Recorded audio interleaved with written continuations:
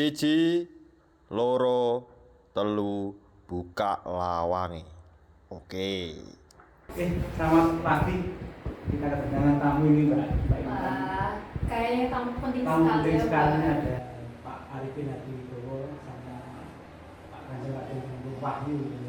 Jadi selamat pagi, selamat datang di podcast Sahabat Trikusda. Pada pagi hari ini dengan kita menampilkan dari wawancara yang inovasi yang bagian SMK, perkembangan SMK di Kabupaten Sragen khususnya di Provinsi Jawa Tengah itu bagaimana? Ya, baik. Selamat pagi Pak Ari. Pagi Mas Wawandida, Mbak Intan. Selamat pagi, Pak. Selamat pagi, Pak. Pagi Baik, nanti kita mau bertanya-tanya Pak Ari tentang perkembangan SMK di Jawa, khususnya di Sragen, Kabupaten Sragen, di Kedaung ini bagaimana? Sebelumnya Pak, alangkah baiknya kita memperkenalkan Ya, diri ya. dulu, Pak. Perkenalkan, saya Yunta Juliana, Pak. Saya lawan di Jabri Julianto. Nanti mau bertanya-tanya tentang apa yang panjenengan ketahui.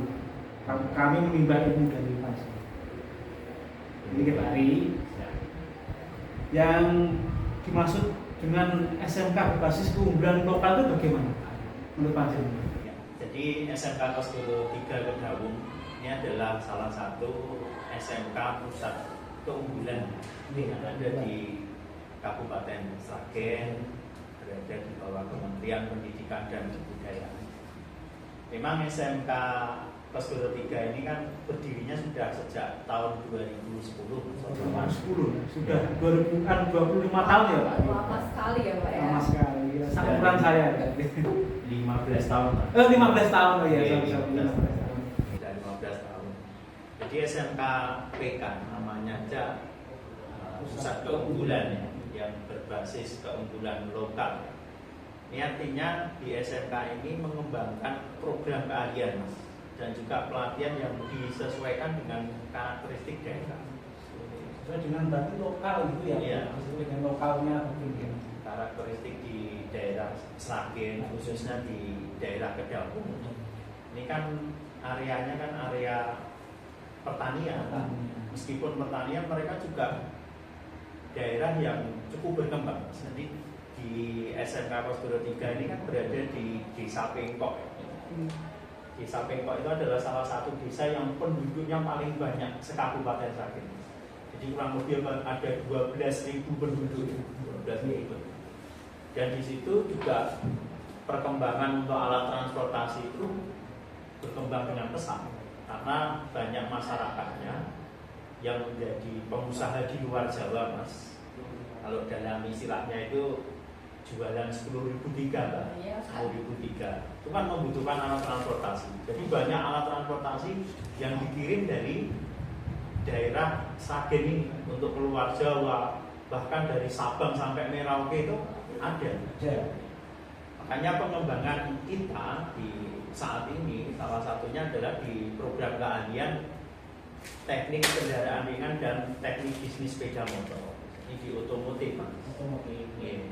Maka kita sesuaikan dengan karakteristik daerah ini. Karakteristik daerah di Pengkok ini yang masyarakatnya adalah seorang wirausaha yang membutuhkan alat-alat transportasi. Tentunya nanti kaitannya kan bagaimana sesuai dengan tuntutan global SMK mampu untuk mengembangkan bekerja sama dengan Budi tentunya inovasi-inovasi alat-alat yang mampu menjawab kebutuhan dari para pengusaha yang ada khususnya di daerah Pengkok, Kedaung, Sragen ini agar supaya memiliki teknologi yang tepat guna semacam itu. Kalau begitu, bagaimana implementasi nyatanya Pak untuk meyakinkan masyarakat kalau di SMK 3 Kosgoro ini benar-benar menerapkan SMK keunggulan lokal, Pak? Ya, jadi yang pertama dari beberapa potensi yang ada ya Mbak. Dari sisi ekonomi, masyarakat Desa Pengkok ini masyarakatnya adalah masyarakat yang menuju masyarakat maju. Jadi mindsetnya sudah terbuka untuk berwirausaha, tentunya seorang pengusaha kan memikirkan bagaimana usahanya berkembang. Ya, salah satunya yang mensupport adalah alat transportasi ini, gitu ya. Ya di kita kan punya jurusan nih tentang otomotif. Iya. Maka pengembangannya adalah salah satunya adalah nanti ke depan bagaimana membuat kendaraan ini bisa menggunakan energi yang terbarukan. Misalnya nih yang sudah ada mulai untuk pengembangan bagaimana penggunaan energi itu agar bisa tepat guna, gitu ya, tepat guna. Bagaimana kendaraan ini agar bisa awet juga sehingga mampu mendorong perkembangan usaha yang lain. Termasuk juga secara aplikatif di Desa Pengkok ini kan juga daerah pertanian. Maka sudah dimulai dengan menggunakan teknologi tentang solar cell. Nah, solar cell ini bagaimana panas matahari ini bisa digunakan untuk sebagai sumber energi di listrik sumur-sumur untuk pengairan, gitu ya. Sipil seperti Ya, untuk sipil semacam itu. Sipil. Ya, sumur sipil itu nanti bisa kalau selama ini yang sudah dimulai malah di tempatnya Pak Lurah Cokro. Nah, itu kan jadi tanah kas desa mulai untuk menggunakan energi terbarukan, maka nanti jurusan otomotif ini juga mensupport. Selain itu juga untuk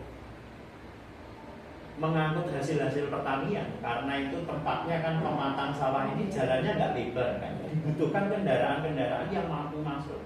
Maka modifikasi ini penting, gitu ya.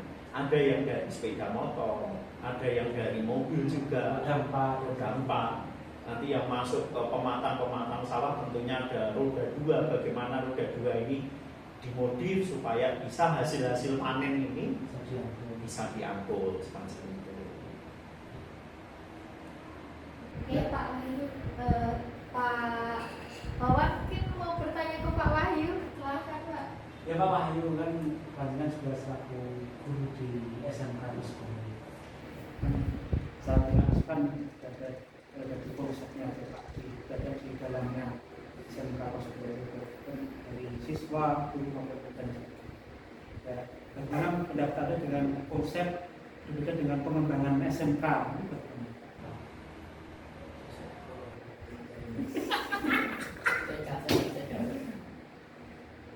Pengembangan SMK itu Pak,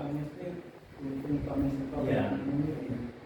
Baik, untuk pengembangan SMK itu kalau saya nilai secara pribadi sih, kita awali dari kegiatan kesiswaan dulu.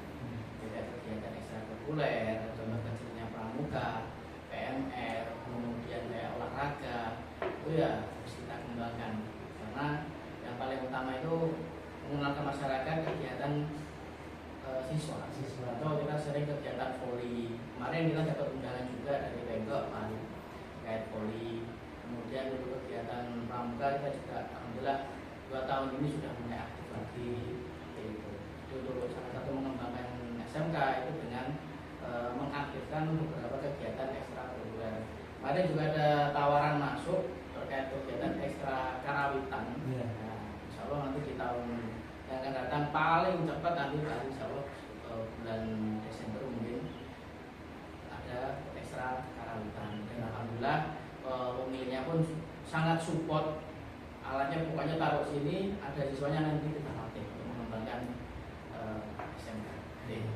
Ya, jadi ini memang gini Mas, yang di bidangnya Mas Kanjeng Raden Tumenggung Wahyu ini ya, ini kan penguatan dari sisi soft skill-nya. Ya, kalau tadi yang di awal saya sampaikan tentang hard skill-nya. Ya. Jadi kita kan tadi ada jurusan otomotif, yang bagaimana kita bisa alat-alat pertanian itu bisa mengangkut hasil taninya agar nanti para petani-petani muda kita ini bisa mewujudkan salah satunya visinya Pak Presiden tentang ketahanan pangan. Gitu. Kemudian di jurusan TKJ-nya bagaimana dengan adanya pemrograman, kemudian IT, ini pengelolaan pertanian bisa menjadi lebih modern dan juga untuk mendukung pengelolaan di usahanya. Jadi masyarakat Pengkok yang menjadi wirausaha di luar Jawa dengan adanya kita punya jurusan teknik komputer dan jaringan ini, maka bisa ngatur gitu. Jadi misalnya bosnya di sini nih, kita bikin program di sana, membuat sistem yang akhirnya nanti perusahaannya berkembang. Juga jurusan kita yang akuntansi Mas, ini tentunya menjadi salah satu pilar yang sangat fundamental ya. Bagaimana petani-petani kita ini juga bisa menghitung nih BEP-nya, kemudian gimana nih cara pengembangannya, cara manajemennya. Ini ilmu akuntansi sangat mendukung sekali untuk pengembangan hal tersebut. Nah, di Mas Wahyu ini itu terkait dengan soft skill. Kenapa kok penting gitu ya? Rata-rata di SMK yang lain, anak-anak itu yang diajarkan hanya hard skill-nya, tapi soft skill-nya misalnya, kejujurannya. Bagaimana di SMK kita, misalnya kita ada kantin di tempatnya Pak Di dan Budi dengan konsep makanan sesuai dengan local wisdom yang ada gitu. Kita latih kejujuran anak kita, mengambil sendiri, membayar sendiri, menempatkan barangnya sendiri dengan tanggung jawab. Itu nanti di speknya Mas Pandu. Tapi makanya ada kegiatan ekstra kayak karawita kayak begitu itu. Terus ada juga kegiatan yang lain misalnya di jurusan otomotif. Bagaimana merubah mindset anak-anak di sekarang Mas? Ini kan zamannya beda nih. Kalau zaman kita dulu ada anak yang kreatif, misalnya dikasih hukuman manut yang kayak gitu. Ya. Anak sekarang beda. Makanya kemarin ngobrol dengan Pak Didi, ada Mbak Intan di jurusannya. Bagaimana anak-anak ini disiapkan punya ruang tempat untuk mereka berkarya. Salah satunya kita buat namanya tim balap trikusda, tim touring trikusda. Artinya anak-anak mereka punya sarana untuk menyampaikan hobinya, menyampaikan jati dirinya, sehingga dengan anak itu tumbuh rasa cinta, rasa kasih sayang dengan gurunya. Maka kegiatan aktivitas anak ini menjadi positif, gitu ya. Di tengah yang saat ini mungkin gempuran globalisasi, adanya seks bebas, kemudian adanya ini apa itu narkoba dan yang lain sebagainya. Maka anak-anak dengan membentuk komunitas yang ini sesuai dengan jiwanya anak-anak otomotif yang suka dengan tantangan, kita touring nih. Nanti di sana kita bisa berbagi nih. Nah itulah kita menyiapkan SDM ini yang penting. Begitu Mas. Salah satunya, jadi makanya kita SMK sesuai dengan keunggulan lokalnya ini berbeda dari tempat yang lain. Sudah saya sampaikan ke teman-teman dulu, bahwasanya kita di sini dilarang untuk menghukum. Bukan soal kita nggak memberi hukuman atau membiarkan mereka, tapi bagaimana kita punya cara-cara sesuai dengan generasinya mereka, anak-anak ini mampu untuk berkembang. Semacam itu Mas Wak. Intan mau tanya lagi? Iya Pak, ini cukup menarik ya Pak tentang konsep keunggulan lokal ini. Saya ingin bertanya Pak, kan dalam penerapannya tentunya banyak sekali tantangan yang perlu dihadapi oleh sekolah. Nah, itu tantangannya seperti apa sih Pak? Dan dari pihak sekolah melakukan kebijakan seperti apa untuk penanggulangannya? Jadi hal utama Mbak, yang menjadi tantangan kita itu adalah mindset, cara berpikir kita bersama. Kita harus paham bahwasanya saat ini dunia itu sudah berubah. Anak-anak kita pun berbeda dengan zaman kita dulu. Iya Pak. Maka cara-caranya pun harus berkembang sesuai dengan zamannya. Yang kedua, memang ada tantangan sekarang. Misalnya regulasi nih, seperti mungkin adanya isu HAM. Bagaimana kita bisa menerapkan disiplin ke anak-anak, tapi kita tidak melakukan tindakan yang dianggap orang lain mungkin persepsinya keras kayak begini. Maka tadi saya berikan contoh bagaimana merubah anak yang dia punya energi yang positif dengan kita di jurusan misalnya TKRI, kita punya tim balap, kita ada tim touring. Dengan begitu anak-anak akan punya tanggung jawab Pak. Iya, lebih diajari. Dengan kita sebetulnya pengen ngajari anak disiplin. Coba nih kita misalnya mau touring, kita mau pergi ke Bromo jam sekian. Kalau mereka nanti datangnya nggak terlambat, jalanan macet, akhirnya kan tujuannya nggak tercapai. Maka pembelajaran soft nanti di bidangnya Mas Wahyu ini berkolaborasi dengan teman-teman yang ada di jurusan, insya Allah itu mampu menjawab tantangan yang ada. Kemudian yang selanjutnya tantangan kita juga sebagian besar siswa kita ini asalnya kan dari pedesaan. Yang menjadi tantangan apa? Soal biaya, Pak. Soal biaya. Maka bagaimana kita melatih anak-anak kita ini punya kemandirian. Contoh nih, kalau kegiatan kita makan harus di luar nih, ya kan, harus makan di luar. Bagaimana kita nyiapkan sendiri anak-anak bekalnya dari rumah, mereka pergi sudah bawa bekal persiapan, sehingga apa? Kegiatan bisa berjalan, tapi biayanya itu nanti kita bisa efektif, efisien, semacam itu. Itu memang tantangan yang menjadi perlu untuk kita hadapi bersama. Salah satunya semacam itu. Tapi kita optimis dengan teman-teman kita yang muda, yang mindsetnya sudah terbuka. Ini kita mampu menjawab tantangan-tantangan yang ada. Jadi cukup menarik ya Pak, karena mengangkat kearifan lokal yang ada di masyarakat, terus melibatkan masyarakat, kemudian peserta didik juga tidak kehilangan jati dirinya bahwa mereka berasal dari masyarakat.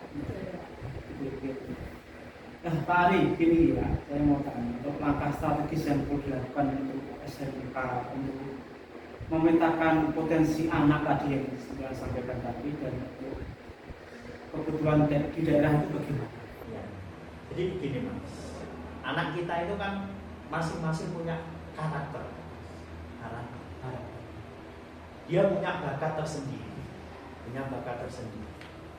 Maka sebagai langkah strategisnya adalah kita juga melakukan assessment di awal. Jadi anak-anak ini ketika ada kegiatan, seorang instruktur dari guru kita akan mulai memetakan apa sih bakat mereka. Ini sebagai contoh, ada anak yang suka membuli ya. Mungkin menurut kebanyakan orang ini adalah salah satu hal yang negatif gitu ya. Ada satu hal yang negatif. Tapi ternyata anak ini kemarin kita temukan anak yang berani membuli, dia pendirian yang keras. Ini dia seorang leader gitu loh ya. Dia nggak mau kalah nih kayak gitu. Ya dia dijadikan di depan macam itu. Ada juga anak yang pemalu gitu ya. Dia sukanya jadikan oleh temannya itu jadikan kalahan gitu. Kalau dalam bahasa Jawa gitu loh. Jadi kalahan kayak gitu. Dan ternyata apa? Dia itu kalau melayani temennya, menyiapkan sesuatu itu, dia yang paling hebat. Artinya dia sebagai pelayan. Mungkin ke depan dia juga bisa nih jadi untuk seorang perawat, atau mungkin dia jadi seorang mekanik yang dia sangat bagus dalam menyiapkan sepeda ataupun mobil. Jadi artinya memang perlu Mas pemetaan di awal dengan assessment, tapi kita assessmentnya berbeda. Kalau yang lain kan biasanya nih kasih kuesioner ya. Tapi kita lihat dari beberapa kegiatan biar nanti nggak halo efek gitu. Jadi anak-anak ini nanti ditempatkan sesuai dengan ya, bakatnya, sesuai dengan passionnya gitu ya. Dan kita yakin bahwasanya anak-anak kita itu semuanya hebat semacam itu. Baik Pak, cukup menarik ya Pak. Oh ya Pak Wahyu, yang berhubungan langsung dengan ekstrakurikuler anak-anak nih Pak ya. Untuk penerapan keunggulan lokal itu indikator keberhasilannya seperti apa sih Pak? Kita sering mengadakan latihan untuk kegiatan masyarakat langsung, contohnya kerja bakti, kemudian kemarin kita ada kegiatan takziah, itu langkah-langkah kecil untuk Sambil diminum. oh iya, apa ya, meningkatkan kepedulian anak. Jadi lebih mendekatkan diri ke masyarakat juga ya? Iya, tapi ada efek imbalannya ke masyarakat. Iya. Kalau anak tidak dikenalkan sama masyarakat, nanti ya dia hanya kenal dengan usianya saja, seusianya saja. Nanti sama orang yang lebih atasnya, dia kurang mengenal. Menurut Pak Ali, gimana? Ya. Jadi yang disampaikan Mas Wahyu ini adalah salah satu metode untuk pendidikan anak. Anak-anak SMK ini kan anak-anak sudah balik, anak sudah balik. Tapi kadang anak ini punya tangkis cinta yang kosong. Jadi punya hutang ke pengasuhan. Karena mungkin ya banyak faktornya. Ada yang broken home, semacam itu. Ada yang mungkin di rumah dulu dia anaknya atau di SMP, di SD-nya sering dibully. Maka di sini teman-teman yang ada di SMK, Mas Wahyu, kita bersama. Ini artinya mendidik kita itu dengan hati. Gitu. Bagaimana kita menanamkan kepada anak rasa cinta terlebih dahulu. Nah, orang itu kalau sudah cinta, ya Mbak ya, udah seneng nih sama ibunya, dia pasti akan ikut. Semangat ya, Semangat dia, happy. Gitu. Dia merasa nyaman juga melakukan sesuatu. Beda kalau tadi konsepnya anak nggak mau dihukum nih, mungkin dia akan patuh, tapi sebetulnya kepatuhannya itu semu, gitu ya. Maka tadi Mas Wahyu menyampaikan mendidiknya dengan hati dan juga dengan keteladanan. Kita takziah nih bareng, bagaimana di masyarakat kita bisa ikut merasakan ketika ada saudaranya yang sedo, yang meninggal, semacam itu. Kita ikut mensolatkan, mendoakan. Artinya apa? Orang punya keyakinan setelah meninggal dia ada tanggung jawab, ada kehidupan setelahnya. Maka dengan pola yang semacam itu secara terus menerus, harapannya anak ini selain tadi di SMK yang pada umumnya secara hard skill-nya sudah bagus, tapi soft skill-nya masuk.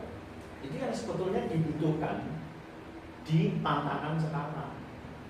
Maka kalau indikatornya kami sampaikan, ketika anak sudah mengikuti beberapa treatment yang ada, program-program yang ada di sekolah, memang kita lihat namanya perubahan pola perilaku itu kan slow, jadi butuh waktu, ada tahapan.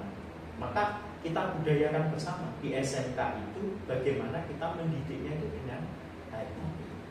Soalnya dia sudah besar, Pak. Dia secara logika, secara akal, insya Allah dia sudah tahu. Kalau yang kita sentuh dengan kekerasan, maka dia akan berubah.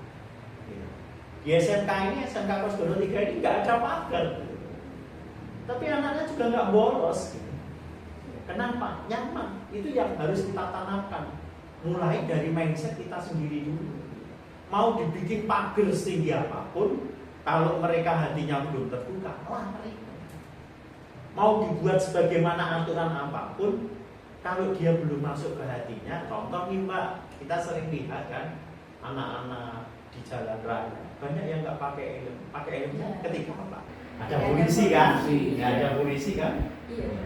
Padahal mereka sebetulnya belum paham kenapa saya harus pakai helm, kenapa harus begini.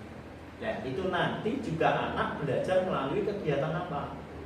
Praktek kerja industri.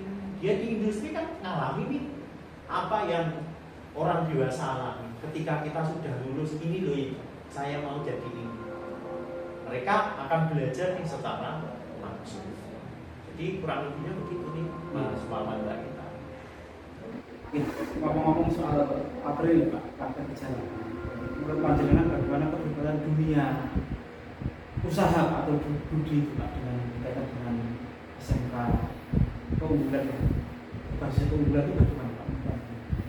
Ya, jadi yang pertama namanya budi dengan sekolah ini kan harus link and match, harus seiring. Kita nggak bisa nih misalnya dengan konsep anak kalau di PKL kan biar lebih pintar nih. Ketika ada yang tidak imbang, ini nanti pasti ada problem. Makanya diawali dulu, bagaimana anak-anak ini disiapkan dulu di sekolah dengan keunggulan yang ada. Namanya inovasi itu kan pasti akan muncul nanti juga sesuai dengan kebutuhannya.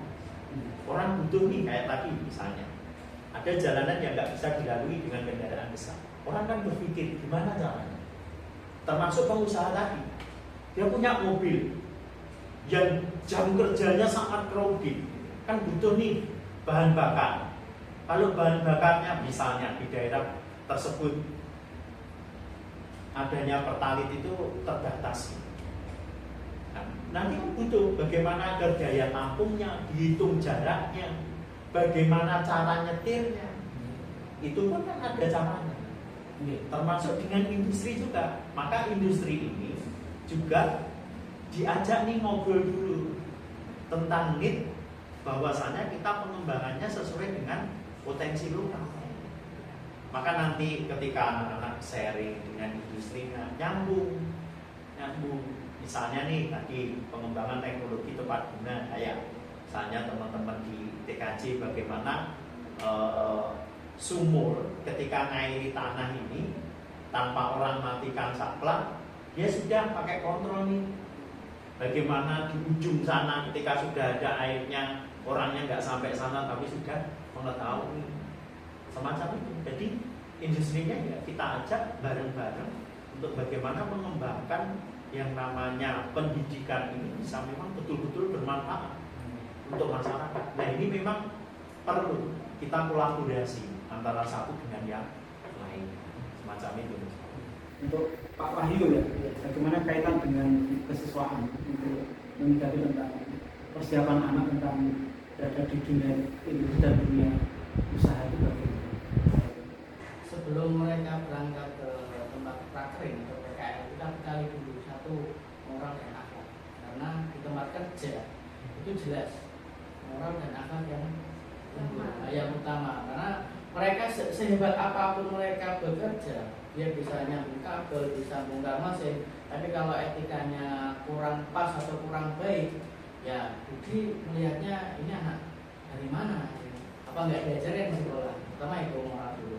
Kemudian yang disamakan Pak Ari, soft skill dan pastinya. Jadi mereka harus benar-benar siap di dunia kerja ya, dengan akhlak yang bagus, kemampuan yang bagus, baru nih nanti kemenangan suatu dari SMK. Baik Pak, menantang ya Pak ya, untuk menerapkan keunggulan lokal ini di SMK sendiri ya Pak ya. Ya Pak, untuk harapan kedepannya itu seperti apa Pak untuk kemajuan dari SMK Waskolo Ningrat ini Pak? Kaitannya dengan pusat keunggulan itu. Ya, namanya sebuah kebaikan, ini manfaatnya harus luas. Gitu. Maka di jangka menengah kami, bagaimana SMK ini punya namanya SMK boarding. SMK boarding. Biar apa? Anak yang dari daerah lain bisa datang ke kita. Begitu. Bukan hanya soal hard skill, tapi soal soft skill. Ketika anak ini soft skillnya bagus dari daerah lain juga datang. Meskipun mereka nanti ditempatkan di satu daerah yang punya potensi dan kekhasan masing-masing, mereka mampu mengembangkan. Contoh misalnya, anak-anak yang dari daerah, contoh misalnya Bali, yang dia wisata. Bagaimana mengembangkan wisata ini dari potensi lokal menjadi nasional, dari nasional bagaimana jadi internasional. Itulah yang menjadi harapan kita bersama. Makanya sesuai dengan visi dan misi yang ada di SMK Waskolo Ningrat Kendal, kita harus nih, kalau kemarin kita hanya rumah lingkupnya lokal, ini kita menuju nih, kita harus lewat nasional. Dan nanti untuk jangka panjangnya kita bagaimana masuk ke internasional. Itu tentunya ada tahapan-tahapan yang harus kita lalui. Dengan potensi lokal yang ada di Indonesia ini pada umumnya ya, ini setiap daerah punya kota potensi yang luar biasa. Ini sebagaimana contohnya di daerah kita di sebelah timur kita ini kan kita ada Gunung Lawu. Di situ ada udara yang sejuk, ada air yang jernih. Air yang jernih ini rata-rata masih dikirim nih Mbak pakai tangki-tangki ke daerah. Bagaimana ke depan kita punya air minum air lawu. Kalau ini kan le mineral, produk bukan dari Gunung Lawu. Dari Gunung Lawu ini punya air yang sangat bagus. Diukur nanti juga di pembelajaran dunia kita. Misalnya diukur bagaimana kadar sulfurnya, pH-nya berapa, terus tingkat kebersihannya berapa, tingkat oksigennya berapa. Nah itu harus masuk nanti di program seperti itu. Dan sekolah itu sebetulnya menanamkan fondasi yang kuat. Bagaimana dia bisa berpikir, berkembang begitu. Tapi yang lebih penting adalah sekarang yang kita hadapi ini memang anak-anak dengan generasi yang berbeda. Gengsi ya. Ya, gengsi. maka kita mindsetnya harus terbuka dulu. Generasi Gitu. strawberry. Kalau kita masih gunakan cara-cara yang dahulu, maka kekuatan yang ada di kita ini tidak bisa kita Iya. tidak bisa. Nah, mungkin dengan kita juga diawali nih Mbak dari teman-teman guru-guru, kita biasakan ngobrol bersama, punya visi misi bersama, paham tujuannya bersama kita. Misalnya kayak kemarin nih kita bikin acara dengan guru-guru, kita makan bareng di Yeah. hotel. Akhirnya kan itu muncul inspirasi ya dari situ. Bahwasanya kebersamaan itu penting. Maka kita sangat setuju sekali dengan salah satu programnya Pak Prabowo ini, bagaimana menjaga kebinekaan ini itu penting. Kita itu satu darah, satu tanah air Indonesia ini. Saya jenengan pasti punya potensi sendiri-sendiri.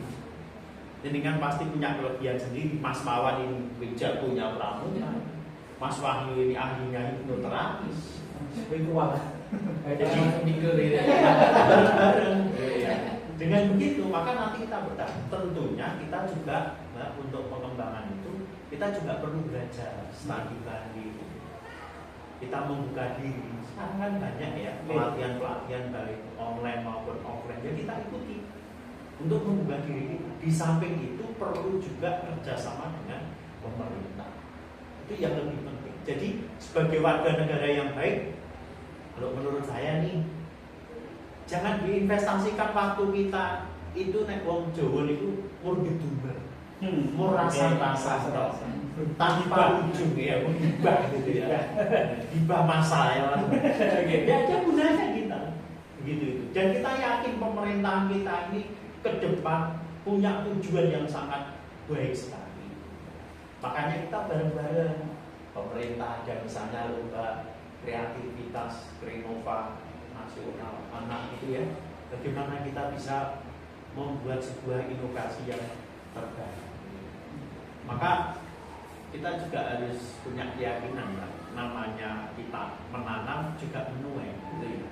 Kita juga yakin wong nandur bakal mundur gitu ya Mas Wawan ya. Maka kita punya semangat gitu. Kita hidup ini kan tidak hanya di dunia saja. Setelahnya kita punya kampung yang sejati namanya surga. Maka dari situ kita sebagai pendidik, mari kita berkarya yang nyata untuk Indonesia. Ini Pak, berkaitan dengan kurikulum yang ada di SMK Kosbul. Bagaimana panjenengan menekankan pada guru, baik pakar kurikulum dan sebagainya untuk menunjang konsep perkembangan SMK Pusat Keunggulan itu bagaimana? Sekarang kan pemerintah punya program ya. Sebetulnya yang berubah itu bukan kurikulum. Deep learning itu yang berubah bukan kurikulum. Yang lebih kita kembangkan ini cara ngajar kita. Tadi kita sampaikan. Bagaimana anak-anak ini coba bisa dengan bayangan untuk masuk ke sebuah kurikulum ya. Kita bicara agak lebih contoh real. Dengan bayangkan anak disuruh duduk begini. Gurunya ngajarnya searah. Tanpa anak diberi ruang. Kira-kira bisa nggak pembelajaran kita? Bisa. Maka kemarin seperti pembelajaran di tempatnya Mbak Intan, Pak Didi, anak langsung mas, ada studi, kebutuhan, cara langsung belajar di kelas. Dia langsung dipraktekkan, membuat dia contohnya ada studi kasus, dia belajar menyelesaikan. Dan kami tidak menekan guru, mas. Karena kalau mindsetnya masih top down, namanya kesadaran pribadi itu belum bertumbuh mas. Jadi nanti ada istilah kayak zaman dulu lagi, ABS misalnya, asal bapak senang, asal Bapak suka. administratif selesai, itu mudah. Tapi yang lebih ke realistis, bagaimana teman-teman ini kita ajak untuk sharing bersama apa yang menjadi kebutuhan dari kurikulum kita, maka nanti relevan dengan perkembangan yang ada. Karena sekarang apa? ada teknologi AI, ada apapun. Misalnya kalau mau cari referensi banyak, tapi yang berbeda itu Mas, yang tidak bisa ditiru. Bagaimana kita mengajarkan tentang akhlak, kita mengajarkan tentang tanggung jawab, itu tidak bisa diwakili oleh teknologi. Bagaimana menjadi seorang yang ada di depan, dia tetap mendahulukan kepentingan umum, bermanfaat untuk semuanya, itu tidak ada. Tidak bisa Mas digantikan oleh AI, tidak bisa. Kalau kita masih polanya seperti itu, penyusunan kurikulum, penting untuk tanda tangan sokok dinas pendidikan provinsi kayak gitu, itu memang administratif yang harus kita lengkapi. Tapi secara isinya, itulah yang perlu kita siapkan bersama teman-teman. Dan sifatnya bukan penekanan, bukan. Tapi bagaimana membentuk kesadaran diri teman-teman. Mungkin tekniknya salah satunya, caranya adalah ya kita analisis dulu nih apa kebutuhan yang menjadi local wisdom karakteristik di daerah kita, kayak tadi saya sampaikan. Jadi masyarakat kita nih misalnya nih saat ini kita ada tantangan, meskipun harga beras sudah distabilkan oleh pemerintah, tapi rantai distribusinya kadang masih belum lancar, pusat informasinya belum lancar. Maka itu dimasukkan di kurikulum kita. Jadi anak yang dipelajari itu betul-betul diaplikasikan dalam kehidupan. Misalnya semacam itu. Ini saya mau tanya lagi Pak Ali sama Mas Wahyu juga, mungkin Mas Wahyu. Tantangan apa yang dihadapi seorang pimpinan kepada siswa untuk caranya bagaimana pengembangannya di program ini? Nanti bisa dijelaskan Pak. PR saya saat ini tuh bagaimana anak bisa menghargai orang yang lebih tua lagi. Ini karena banyak sekarang anak ketemu sama bapak ibu guru dengan bahasa yang orang moko ya, wah he ho lah, itu PR saya. Nah itu saya di SMK 3 Darung ini nanti ada program, yaitu setiap hari Kamisnya anak diwajibkan menggunakan bahasa Jawa, ya biar mereka lebih mengenal ke bahasa Jawanya. Untuk misalnya orang Jawa bergaya Jawa, nah itu harus benar-benar kita terapkan. Dan itu nanti pelan-pelan, ya dalam 1 bulan yang nanti kita sampaikan. Ini loh bahasa Jawa yang baik, ini loh bahasa Jawa yang kurang pas, ya nanti kita sosialisasikan. Jadi beberapa kelas sudah saya sosialisasikan. Ada yang Pak, saya nggak bisa menggunakan bahasa Jawa yang seperti apa yang nggak bisa. Contohnya bilang rolikur ini pinter, gimana Pak? Nah ini kita ajari. Sama saya Ya. kolaborasi. Kemudian akhlak ya. Saya pernah mengikuti seminar Pak. Namanya keren namanya. Personal understanding. HTM-nya lumayan, cukup mengagetkan. Berapa? 8 juta. Ini benar. Personal understanding saya kira itu apa ya? Keren deh. Ternyata mengajarkan tentang akhlak budi pekerti. Bagaimana cara kita berbicara dengan orang yang lebih senior, pada yang di bawahnya, dengan seumuran itu. Ya, nanti pelan-pelan PR saya memperbaiki karakter anak. Ini memang inilah yang menjadi kebutuhan kita bersama. Yang namanya tadi disampaikan Mas Wahyu tentang soal karakter. Dan ini memang harus didukung oleh beberapa pihak, oleh semua pihak. Jadi artinya dari satu juga bagaimana sebuah regulasi itu menghargai yang namanya kejujuran, menghargai yang namanya proses kita kadang sebagai seorang guru dalam memberikan penilaian, Mas, ini rata-rata kan baru dari aspek kognitif. Anak dikasih ulangan, nilai gitu ya. Kalau nilainya 10 dianggap bagus, nilainya mungkin 7 dianggap kurang, kan semacam itu. Dan bagaimana sekarang penilaian itu komprehensif, menyeluruh, termasuk prosesnya tadi. itu juga masuk dalam kriteria penilaian juga.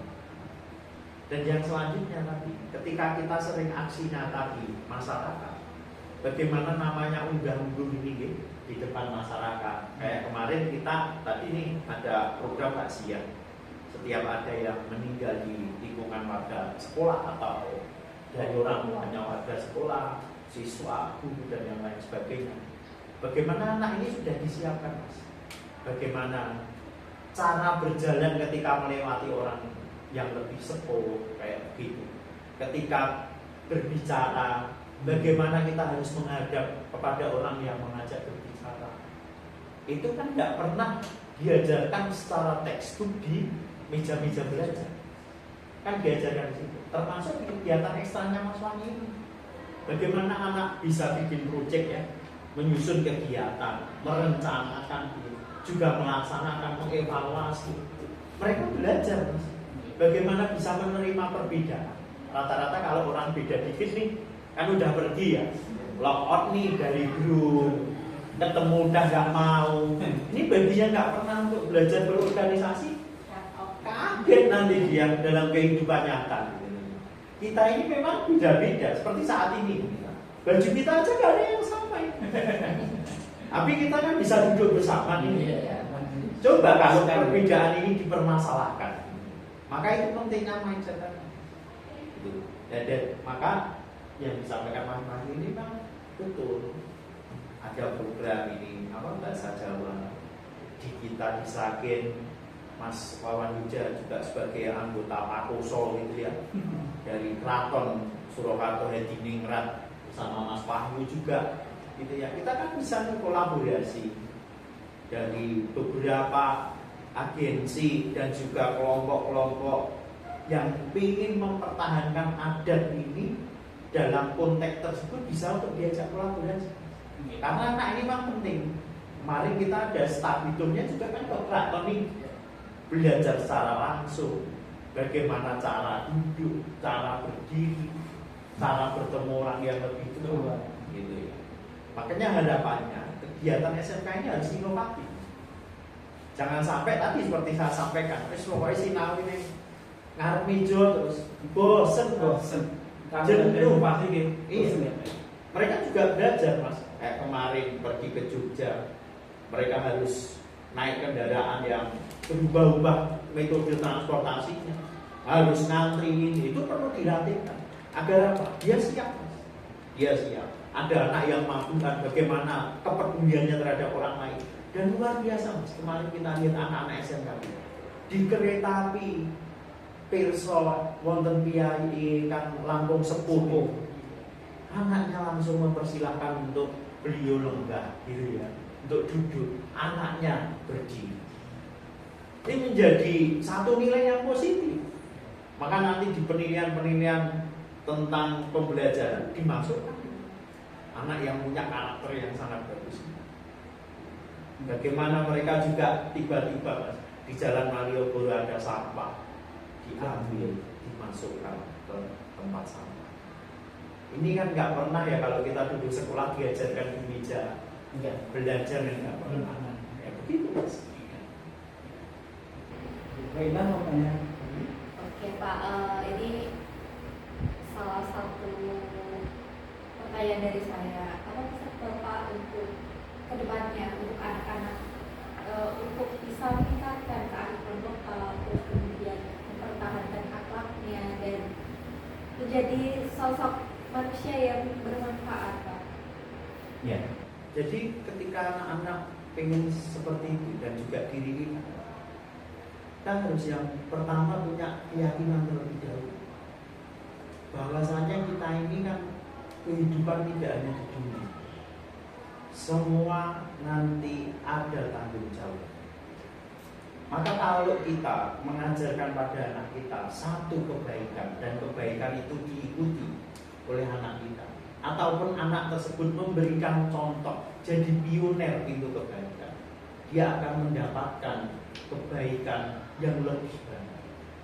Yang kedua, kita juga harus selalu untuk belajar.